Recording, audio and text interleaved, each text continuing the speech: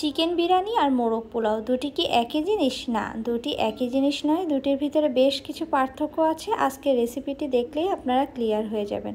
আসসালামু আলাইকুম, welcome back to my channel Prabhas cookbook. তো শুরু করছি আজকের রেসিপিটি। তো ফার্স্টে আমি কিছু গরম মশলা নিয়ে নিচ্ছি। আর সাধারণত চিকেন বিরিয়ানিতে খুব বেশি মশলার প্রয়োজন হয় না, তো আমি এই মশলাগুলো নিয়ে নিলাম। তো এখন আমি চিকেনটাকে ম্যারিনেট করে রাখবো মিনিমাম আধা ঘন্টার জন্য। লবণ এবং শুকনো মরিচ দিয়ে মাখিয়ে রেখেছি। এখন আমি একটি পেস্ট বানিয়ে নিচ্ছি। টক দইয়ের ভিতরে বাদাম বাটা দিয়ে দিচ্ছি হাফ কাপ, এবং টমেটো সস এবং রোস্টের যে মশলাটা আছে সেখান থেকে 2 টেবিল চামচ আমি মাখিয়ে রেখেছি। এখন আমি চিকেনগুলোকে হালকা একটু ভেজে নিচ্ছি। এরপর চলে যাব আমি সেই চিকেনটা রান্না করার জন্য।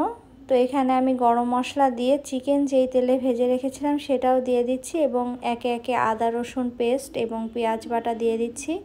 এরপর ধনিয়া গুঁড়া, সামান্য জিরার গুঁড়া, শুকনো মরিচের গুঁড়া দিয়ে সেই পেস্টটা আমি দিয়ে একটু কষিয়ে এরপর আমি বুকের মাংসগুলো আগে দিয়ে দিচ্ছি।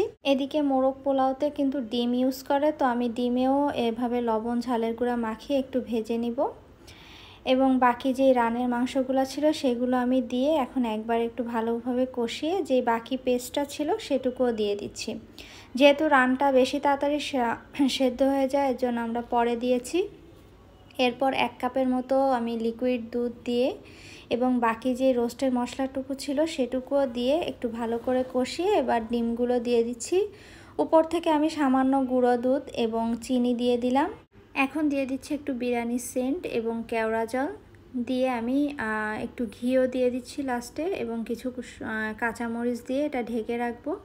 এরপর আমি চাল রান্নাতে চলে যাচ্ছি। তো ফার্স্টে কিছু গরম মশলা দিয়ে নিচ্ছি, এলাচ, দারচিনি, লবঙ্গ, তেজপাতা, কিছু গোলমরিচ ক্র্যাশ করে দিয়ে নিলাম। এরপর সামান্য পেঁয়াজ দিয়ে একটু আদা পেস্ট দিয়ে দিলাম এখানে। এখন আমি চালগুলাকে একটু ভেজে নিব।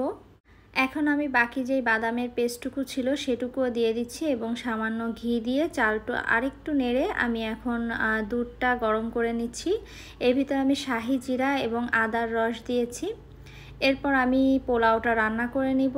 তো এর ভিতরে পরিমাণ মতো লবণ, কাঁচামরিচ দিয়ে আমি এটা সিদ্ধ করে নিচ্ছি। তো 80% সিদ্ধ হলে আমি এর ভিতরে চিনি এবং চিকেনের যে মশলাটা ছিল সেটা দিয়ে দিচ্ছি, এবং সামান্য গুঁড়া দুধও দিয়েছি। এখন আমি কিছু কাঁচামরিচ দিয়ে এটা আবার ঢেকে রাখবো। 90% সিদ্ধ হয়ে আসলে আমি এটা খুলে আবার উপরে চিকেন দিয়ে, উপরে বেরেস্তা, আলু বুখারা, বিরিয়ানি সেন্ট এবং কেওড়া জল দিয়ে মুখটা বন্ধ করে রাখবো। এরপর তৈরি হয়ে গেল আমার মোরগ পোলাও।